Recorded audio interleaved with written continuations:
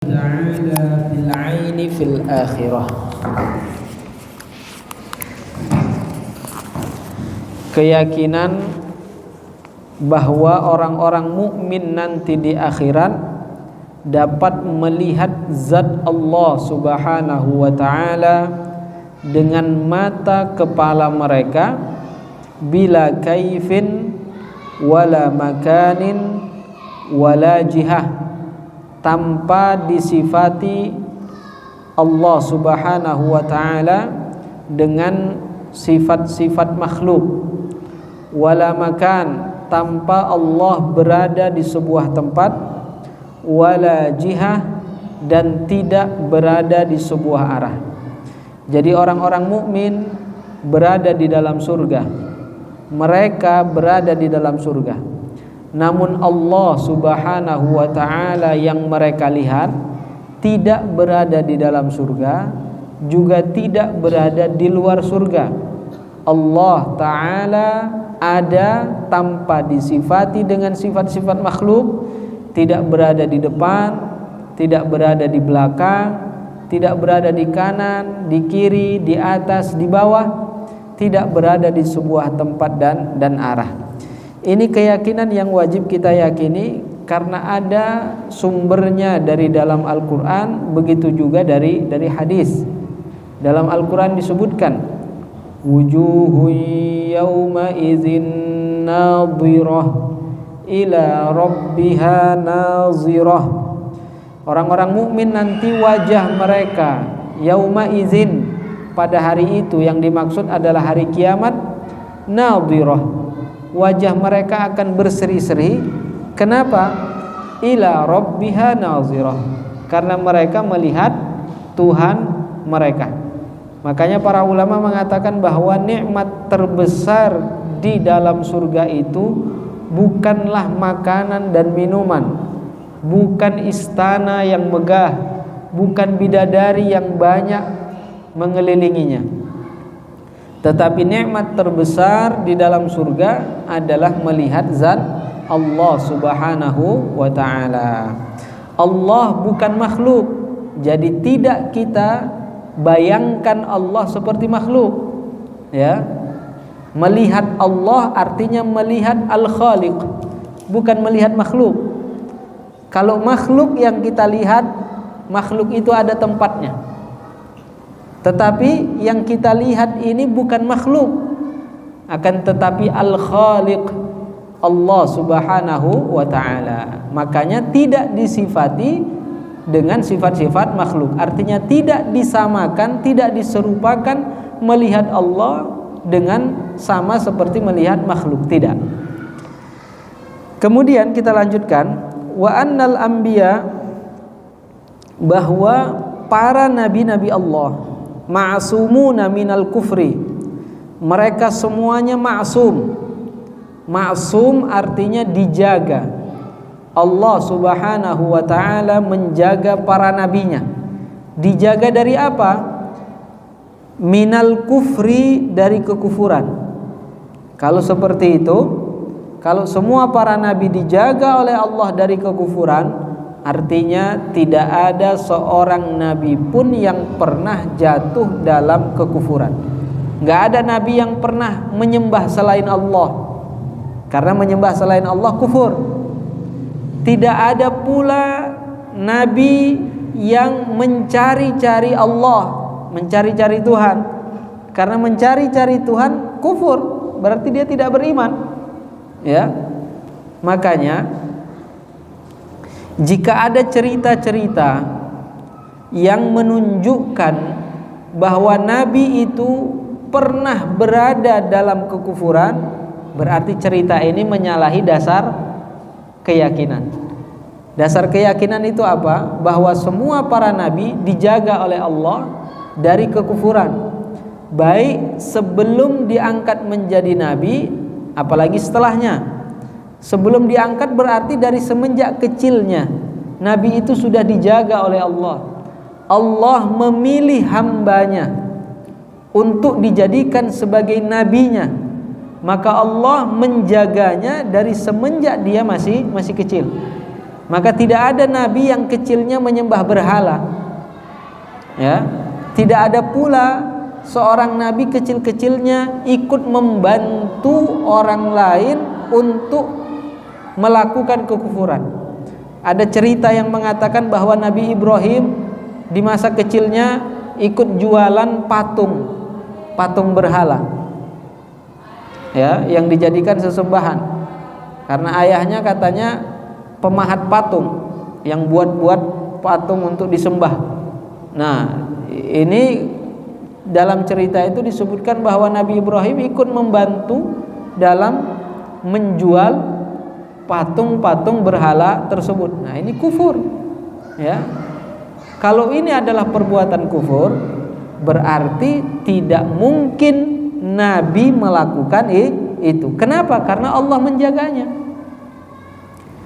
Kemudian ada juga cerita yang mengatakan bahwa Nabiullah Ibrahim alaihissalam pernah berada dalam masa dia meragukan akan ketuhanan, ya, meragukan akan ketuhanan Allah. Atau sebagian mengatakan bahwa dia tidak tahu siapa Tuhan yang disembah. Dia mencari-cari siapa sebenarnya Tuhan ini yang benar. Katanya saat melihat matahari dia mengatakan inilah Tuhan. Saat melihat bulan mengatakan oh ini Tuhanku, katanya. Saat melihat bintang mengatakan oh ini Tuhanku. Nah, ini cerita ini adalah cerita yang tidak sesuai dengan dasar keyakinan. Nah, oh katanya ada ayatnya. Kalau kita lihat ayat tersebut dalam surah An-Najm, ya, kalau kita lihat penafsiran para ulama, tidak ada di antara para ulama yang mengatakan bahwa itu menunjukkan bahwa Nabi Ibrahim berada dalam fase kebingungan, tidak tahu siapa Tuhannya. Tidak ada. Al-Imam Ar-Razi dalam kitab tafsirnya, Tafsir Ar-Razi, beliau menjelaskan bahwa makna firman Allah Subhanahu wa taala yang menghikayatkan tentang Nabiullah Ibrahim alaihissalam dalam 3 ayat dalam surah An-Najm itu, bahwa ketika Nabiullah Ibrahim melihat bulan, beliau mengatakan haza rabbi. Al-Imam Fakhrur Razi beliau mengatakan bahwa perkataan haza rabbi bukan pernyataan dari Nabiullah Ibrahim alaihissalam. Jadi Nabi Ibrahim bukan sedang menyatakan bahwa inilah Tuhanku. Nah, bukan. Itu kan kalimat pernyataan itu namanya, Pak. Inilah Tuhanku itu namanya kalimat pernyataan, menyatakan bahwa itu adalah Tuhannya. Bukan. Jadi kata haza rabbi bukan kalimat bentuk pernyataan. Tapi apa kata beliau? Beliau mengatakan haza istifhamun ingkariyun. Ya, ini adalah kalimat tanya, pertanyaan yang maksudnya mengingkari. Jadi disebut namanya istifham ingkari. Bertanya, kalimatnya kalimat tanya, tetapi maknanya mengingkari. Maksudnya apa itu? Dia ingin mengingkari itu, tetapi dengan bentuk pertanyaan. Seperti saya katakan, ini teh. Apa maksud perkataan saya? Ini kopi. Ini susu. Apakah saya menyatakan bahwa ini adalah susu? Apakah saya menyatakan ini kopi? Tidak. Kata-kata saya itu menunjukkan saya mengingkari. Saya tidak meyakini dan tidak menganggap ini adalah kopi. Dan ini bukan kopi. Nah, ini kopi? Bukan. Semua orang akan menjawab bukan. Ya. Begitulah perkataan Nabiullah Ibrahim alaihissalam yang dihikayatkan dalam Al-Qur'an. Bahwa Al-Imam Fakhrur Razi mengatakan bahwa konteksnya Nabiullah Ibrahim alaihissalam saat itu sedang berdebat dengan kaumnya. Karena di antara kaumnya itu ada yang menganggap bulan itu sebagai Tuhan. Jadi dia datang kepada kaumnya ingin membantah mereka bahwa itu bukan Tuhan. Nabiullah Ibrahim mengatakan, "Haza Rabbi," ini Tuhan. Apa maknanya itu, Bang? Itu bukan Tuhan kan itu kan. Ini Tuhan. Kemudian kalau orang mengatakan, "Oh, dari mana kamu memahami itu?" Kelanjutan ayatnya, Nabiullah Ibrahim mengatakan, "Inni la uhibbul afilin." Aku tidak suka dengan sesuatu yang hilang. Maksudnya apa? Bahwa kalian menyembah, menganggap bulan itu sebagai Tuhan, tetapi dia kan tidak terus ada. Bulan itu nanti akan hilang. Masa Tuhan hilang? Ya, kalau Tuhan hilang apa jadinya? Siapa yang jadi penolong? Kalau Tuhannya hilang, kalau pas ada dia menolong kita, kalau nggak ada, siapa yang jadi penolong kita? Nah, kan begitu kan? Nah, inilah uhibbul afilin. Ini menunjukkan bahwa Nabiullah Ibrahim alaihissalam sedang berdebat dengan kaumnya, menyatakan bahwa ini bukan Tuhan. Tandanya bahwa dia hilang. Lah kalau dia hilang, siapa yang jadi Tuhan? Begitu juga ketika Nabiullah Ibrahim alaihissalam berhadapan dengan kaumnya yang menyembah bintang. Nabiullah Ibrahim mengatakan dengan perkataan yang sama, "Haza Rabbi," ini Tuhan. Ya, falamma afala qala inni la uhibbul afilin. Ketika bintang itu menghilang, Nabiullah Ibrahim mengatakan, "Aku tidak suka yang hilang." Sebagian kaumnya menyembah matahari. Datang Nabiullah Ibrahim kepada mereka, ya. Nabiullah Ibrahim mengatakan, "Haza Rabbi, haza akbar." Apakah ini Tuhan yang kalian sembah, yang kalian anggap sebagai Tuhan karena dia yang paling besar?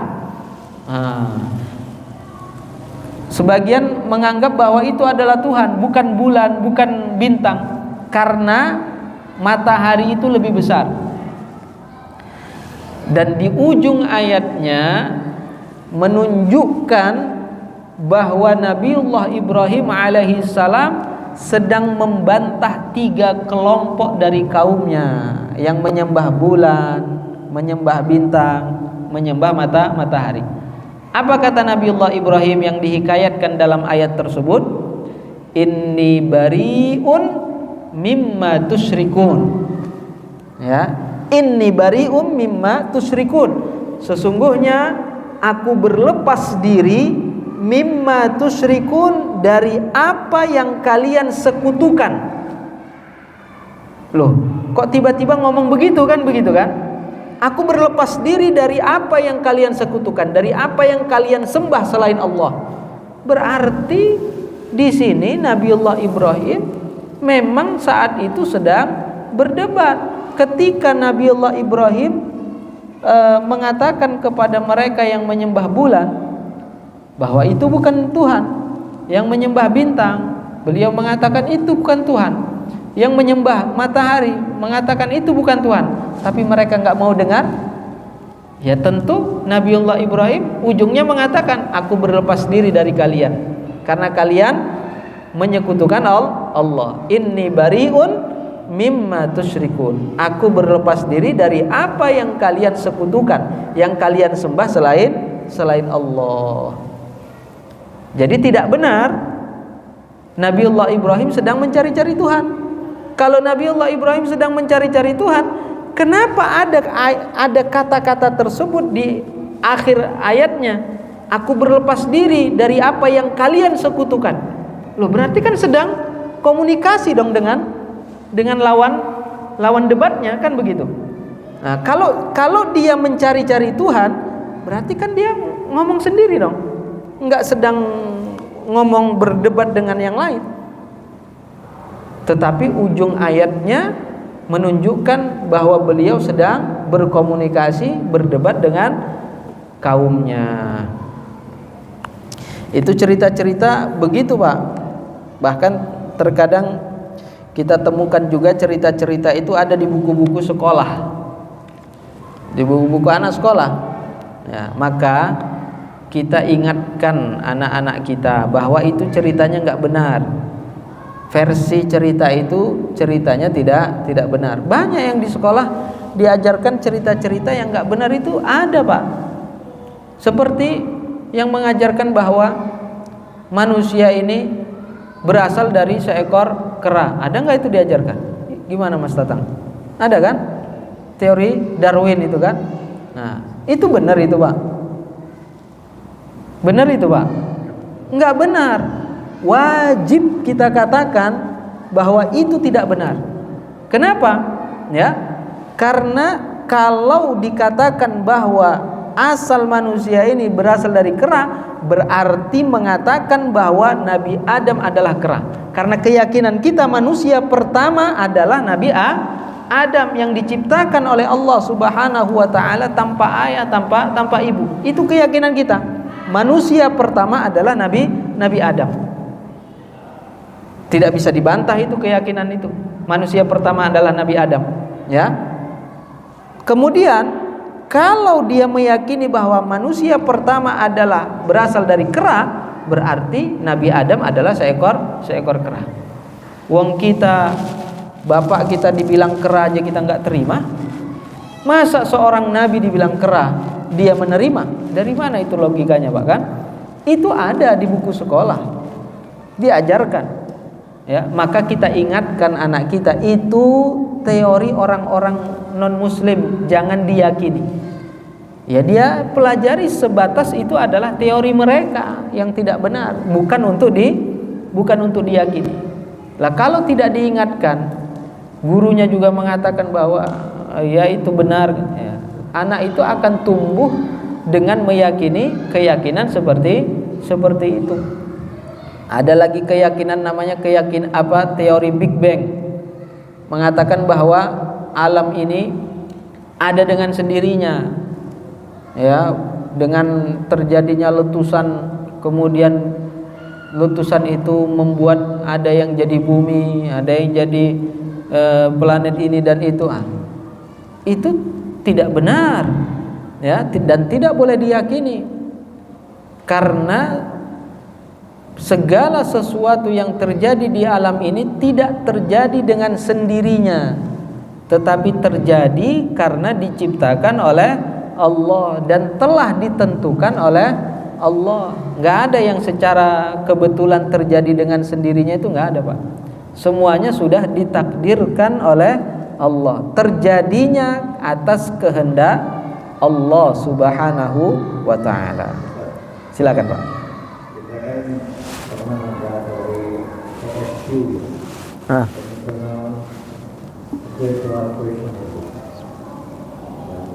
Hidupnya satu lagi Kristen, gimana itu teori Big Bang itu maksudnya Allah menciptakan itu seperti itu. Ini menurut tafsiran dari katanya. Jadi penciptaan itu timbul. Ya kita kan Allah yang semua kuasa. Tapi dari Big Bang katanya jadi ada Al-Quran.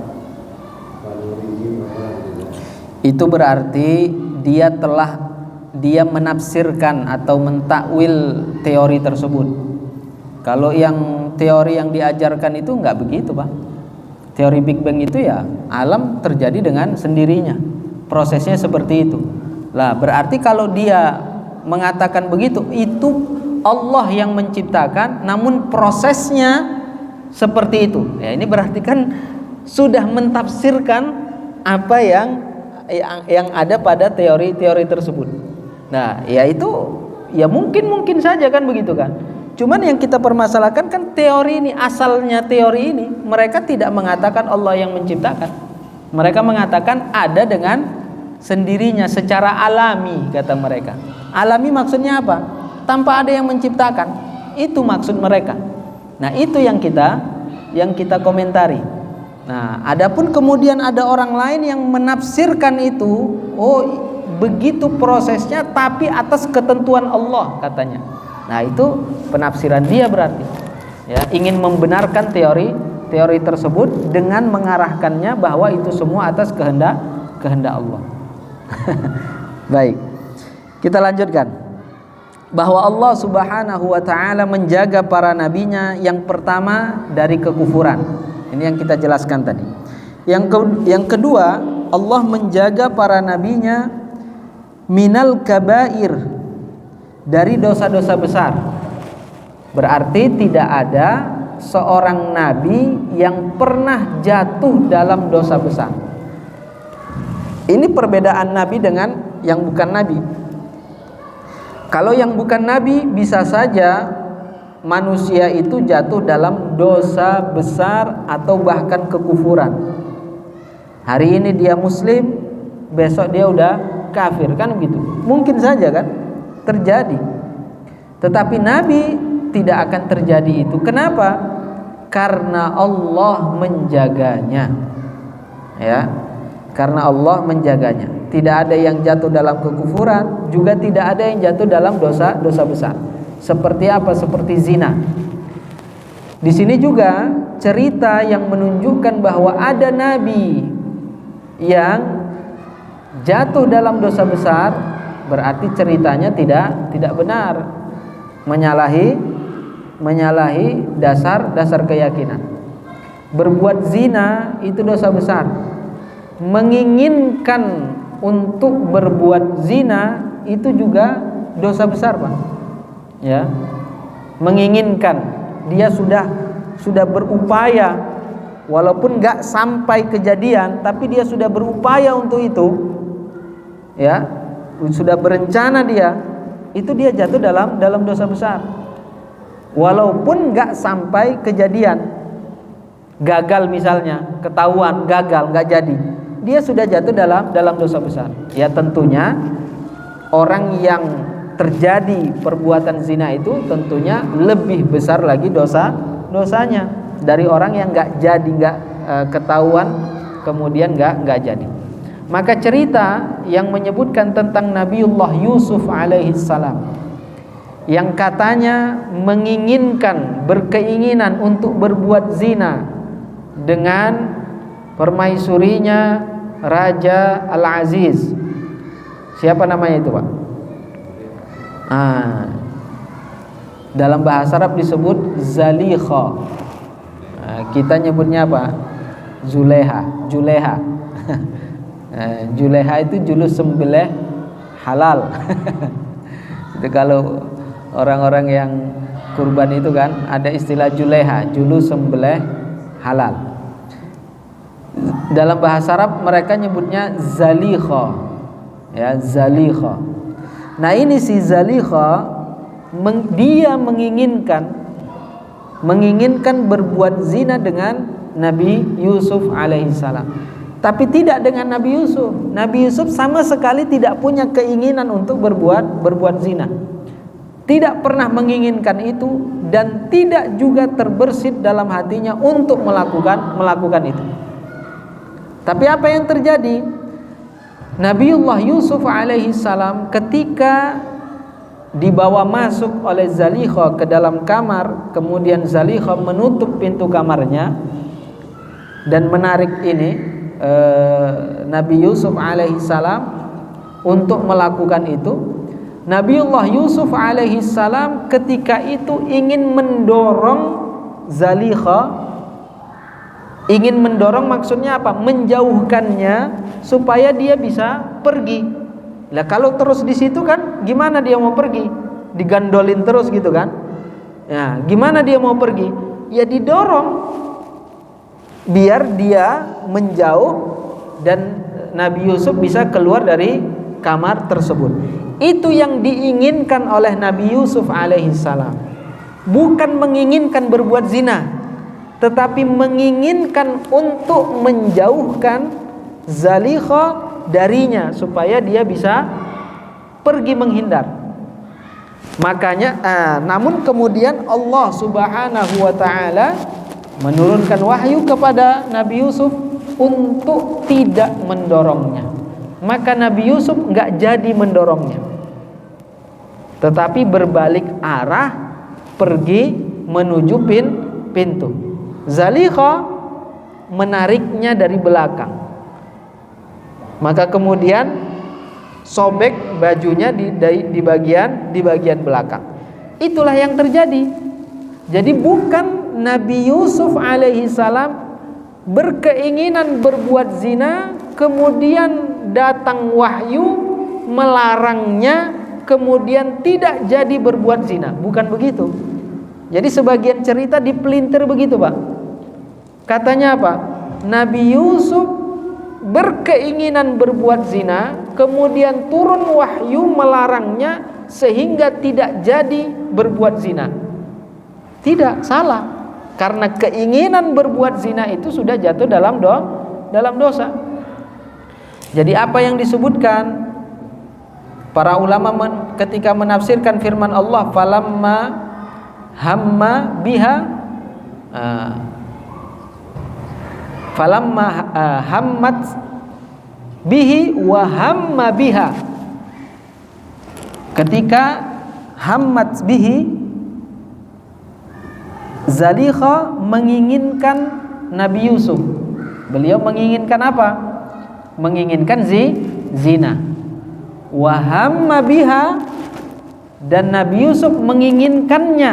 Nah, di sini kemudian ditafsirkan dipahami oleh sebagian orang, menginginkannya juga menginginkan zina, bukan.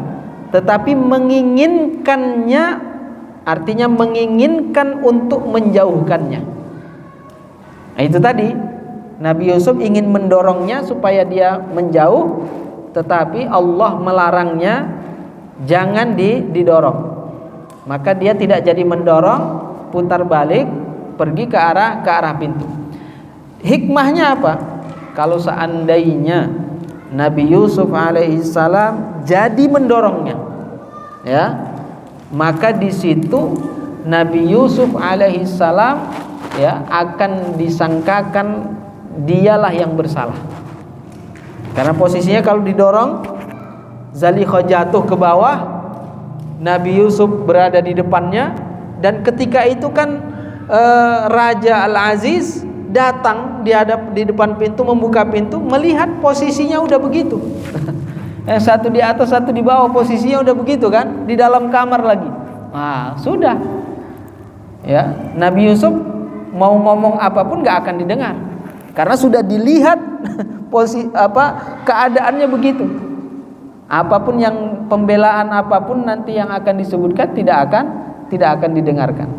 Tetapi tidak jadi didorongnya, kemudian ditarik baju Nabi Yusuf dari belakang dan sobek dari belakang, dan itulah yang kemudian menjadi bukti bahwa bukan Nabi Yusuf yang menginginkan Zalikha, tetapi Zalikha lah yang menginginkan Nabi Yusuf alaihissalam. Begitu juga dengan nabi-nabi yang lain. Tidak ada seorang nabi pun yang jatuh dalam dosa besar. Wa saghairil khissah.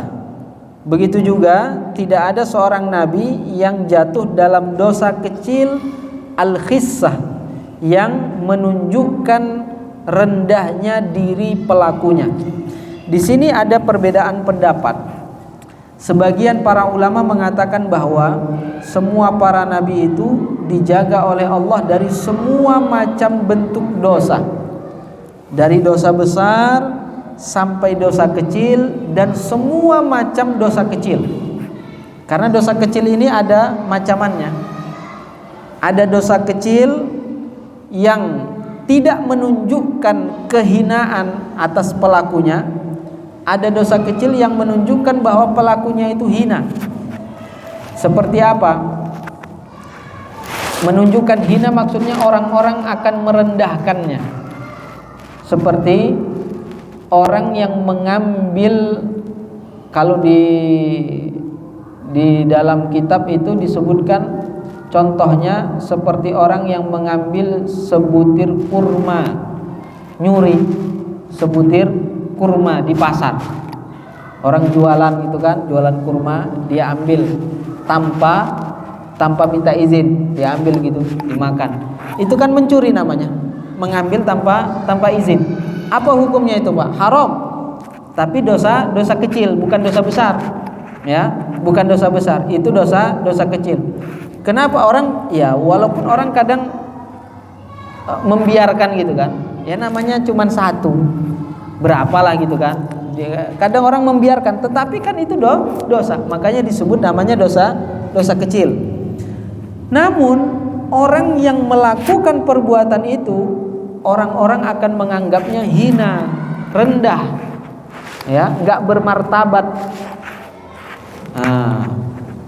Maka yang seperti itu tidak pernah dilakukan oleh seorang nabi.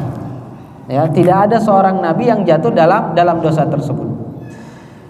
Ini menurut sebagian para ulama yang menunjukkan kerendahan diri ataupun yang tidak menunjukkan kerendahan diri, semua para nabi dijaga. Sebagian para ulama yang lain mengatakan bahwa nabi itu dijaga oleh Allah dari dosa besar dan dosa kecil yang menunjukkan kerendahan diri pelakunya. Adapun dosa kecil yang tidak menunjukkan kehinaan, tidak menunjukkan rendah diri pelaku yang melakukannya, di sini sebagian para ulama mengatakan mungkin saja itu terjadi, bisa saja itu terjadi. Namun jika itu terjadi, seandainya itu terjadi, maka nabi tersebut akan segera bertaubat sebelum umatnya mengikuti nabi tersebut. Karena nabi itu kan qudwah, uswah, dia adalah panutan. Jadi kalau dia kemudian melakukan dosa, nanti orang akan mengikutinya. Nah, sebelum itu terjadi, Allah Subhanahu wa taala memerintahkannya untuk segera bertaubat. Ini sebagian pendapat para ulama, sebagaimana yang disebutkan dalam kitab ini. Di sini kita sebutkan dua pendapat ini supaya kita tidak salah paham. Karena terjadi ada kesalahpahaman di sebagian orang bahwa ketika kita menyebutkan salah satu pendapat, kemudian kita diserang, oh kok begitu, kok Nabi bisa melakukan dosa? Ternyata ya dia salah paham. Di situ ada dua pendapat yang berbeda. Ya monggo kita mau ikut pendapat yang mana, ya. Toh dua-duanya itu pendapatnya ada dasarnya. Yang mengatakan Nabi itu bisa saja jatuh dalam dosa, tetapi dosa kecil yang tidak mengandung unsur kehinaan, sebagaimana yang disebutkan dalam Al-Quran, wa 'asa Adamu rabbahu faghawa. Wa 'asa Adam, disebutkan lafaznya itu 'asa. Ya, 'asa itu kalau diartikan ya maksiat, dosa kan, kalau maksiat berarti dosa. Namun tidak dipahami bahwa Nabi Adam berbuat dosa besar, bukan. Tidak juga dimaknai bahwa Nabi Adam berbuat dosa kecil yang mengandung unsur kehinaan. Jadi apa ini dosa, apa ini? Dosa kecil yang tidak mengandung unsur kehinaan. Nabi Adam alaihissalam diperingatkan untuk tidak mendekati satu pohon, kan begitu kan? Tetapi kemudian dia melanggarnya, dan itu bukan dosa besar. Dosa kecil tetapi tidak mengandung unsur kehinaan. Ya. Nah, sebagian para ulama yang mengatakan Nabi itu dijaga dari itu, dia apa tidak tahu ayat ini? Tahu, tetapi mentakwil ayat tersebut. Artinya tidak memahami ayat tersebut sesuai dengan zahirnya. Ya, mereka punya alasan tersendiri. Nah, intinya apa? Intinya kita tidak menyalahkan salah satu dari pendapat tersebut. Kalau misalnya ada ustadz yang mengatakan mengambil salah satu pendapat tersebut, ya kita tidak menyalahkannya, tidak langsung menyerangnya, menyalahkannya begitu. Ada di sebagian pesantren itu, Pak, mengajarkan salah satu pendapat tersebut, ya, karena di dalam kitab itu begitu disebutkan. Seperti kitab ini kan hanya menyebutkan satu pendapat, tidak menyebutkan pendapat yang kedua. Ya, sesuai dengan isi kitabnya dia ajarkan. Tapi kemudian, ya, gara-gara dia menjelaskan itu, kemudian sampai dia dianggap sesat, Dianggap katanya dia menyebarkan ajaran sesat katanya. Ajaran sesat dari mana? Orang di kitab ada, penjelasannya ada, ya, pendapat para ulama ada. Sesatnya dari mana gitu? Langsung diklaim sesat katanya. Sampai na'udzubillah dikeluarkan dia dari pondok tersebut tanpa ini istilahnya dengan aib lah gitu.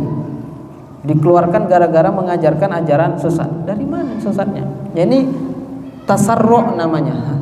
Terlalu tergopoh-gopoh menilai orang lain.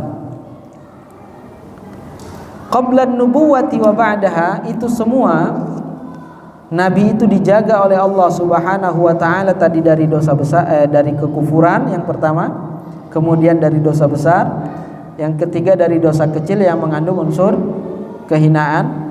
Qabla nubuwati, sebelum diangkat menjadi nabi, wa ba'daha, begitu pula setelah diangkat menjadi nabi. Jadi dari kecil nabi itu sudah dijaga oleh Allah Subhanahu wa taala. Dinuhum al-Islam. Agama semua para nabi adalah Islam. Ini sesuai dengan ayat Innad dina indallahil Islam. Sesungguhnya agama indallah artinya apa itu? Allazi radiyahu, yang diridhai oleh Allah adalah Islam. Lah yang ngutus nabi itu siapa? Yang ngutus Adam menjadi nabi itu siapa? Allah.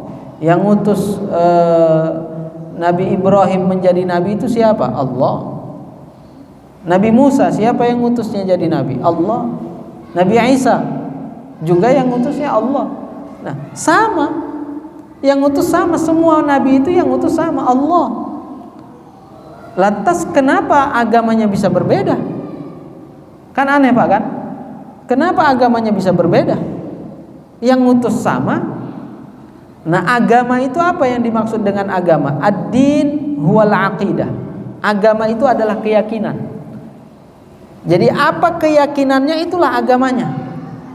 Jadi orang yang meyakini pohon itu adalah Tuhan, itu agama dia namanya kan.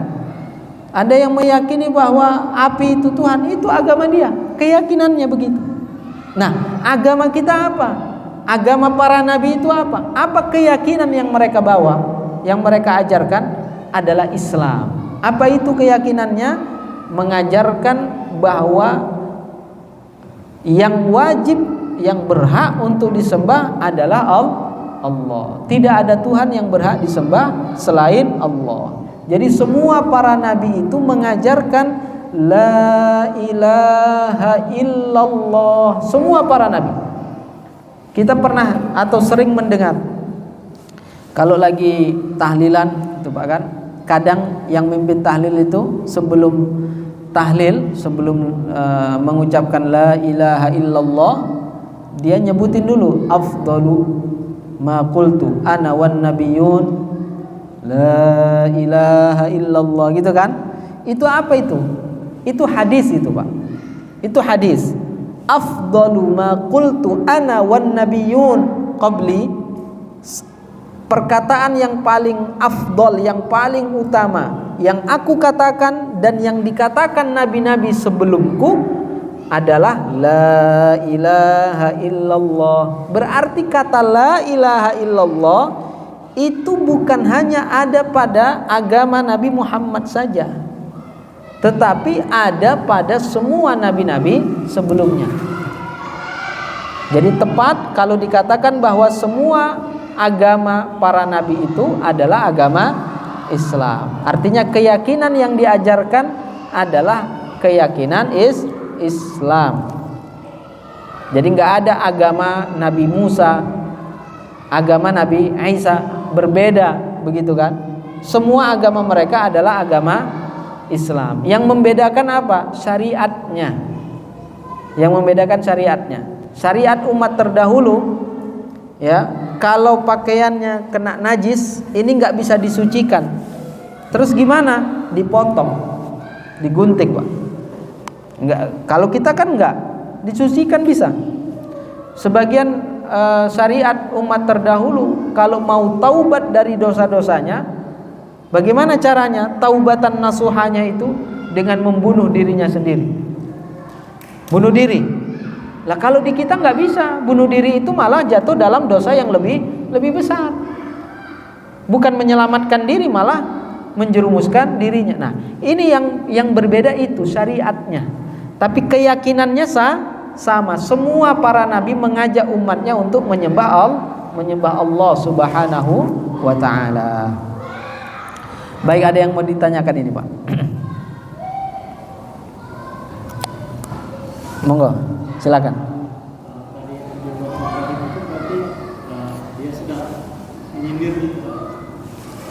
Iya, Nabiullah Ibrahim alaihissalam sedang berdebat, ya, menghadapi kaumnya, ingin membuktikan kepada mereka bahwa apa yang mereka yakini sebagai Tuhan, bulan, bintang, matahari, itu bukan Tuhan. Nah, ya, lebih dari menyindir, ya, berdebat, berargumen. Ya, kalau menyindir itu kan, ya, istilahnya masih cara halusnya lah gitu kan, nggak langsung, itu, cuman sindir-sindir. Kalau istilah kita ditoel-toel aja gitu. Kalau ini enggak, langsung dihantam, gitu. Berdebat, adu argumen. Ya, silakan Pak.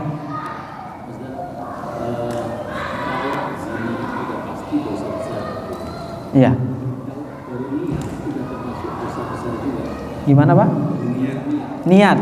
Oh, iya. Iya. Jadi ada yang niat itu dihitung dosa, ada yang tidak. Ya, sebenarnya masalahnya itu di mana adanya? Masalahnya ada di tasmim. Apa itu tasmim? Perencanaan. Kalau orang hanya masih terlintas, terpikir, tiba-tiba muncul keinginan, bagus nih gitu kan, gitu kan, saya datangilah ke rumahnya, terlintas begitu. Nah, yang begitu jika tidak jadi dilakukan, dia tidak berdosa. Ya, yang dosa itu bagaimana? Yang sudah melakukan perencanaan. Jadi tidak hanya sekedar niatan begitu, Pak. Sudah tekad namanya. Nah, tekad itu walaupun tidak terlaksana, dia sudah jatuh dalam dosa. Orang yang bertekad mau mencuri tapi nggak jadi mencuri, ya kan, gagal, dia sudah jatuh dalam dosa. Jadi yang disebut niat itu tidak dianggap, maksudnya hanya sekedar lintasan atau pikiran, belum sampai pada perencanaan.